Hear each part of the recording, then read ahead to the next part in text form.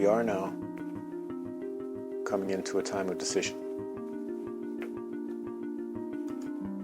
Do we continue down the road of separation? Do we continue to focus on that which divides us? Political parties, nationalism, religion, race. These things are nothing more than modern tribalism. Lines created by man for the purpose of division. And we are conditioned from birth to see these lines. This is a conditioning that goes back thousands of years. We are the product of centuries of structured society. Communities with fears, gods, superstitions, and idiosyncrasies. Society is us, and we are society. And therefore society cannot be fixed with guns or with marches, with violence, with rallies. Society can only be fixed when the thing that comprises society, the thing that exists as society, at its fundamental level is fixed.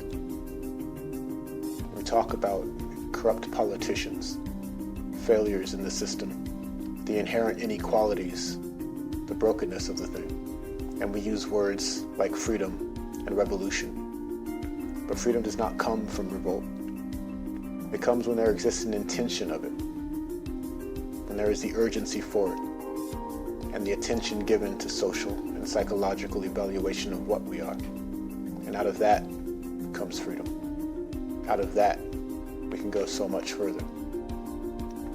We are human beings before we are Christians or Muslims or Republicans or Democrats or Americans or Australians or blacks or whites. And for centuries we have had religious leaders, priests, rabbis, civil leaders, kings, and we've had systems of government, and yet we are still plagued with the same problems of poverty, racism, deception, corruption, hunger, war.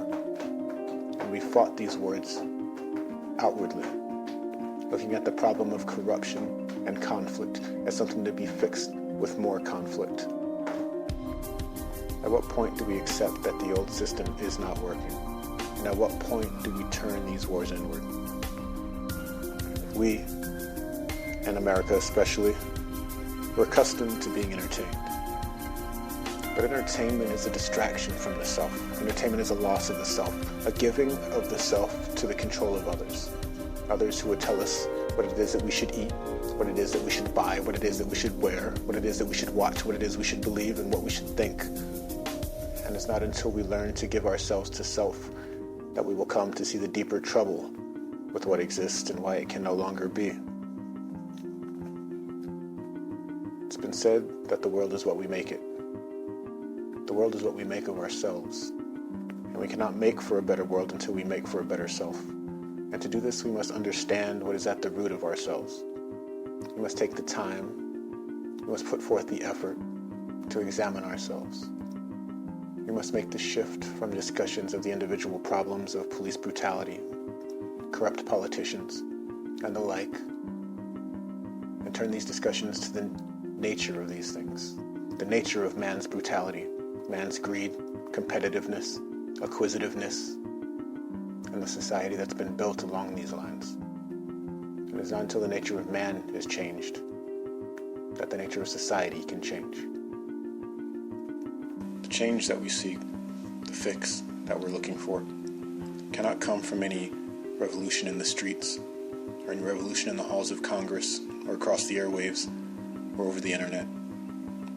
It's a revolution that must take place in the mind, in the global consciousness. And it's only through that we will learn to find peace, and we'll be able to live free from fear.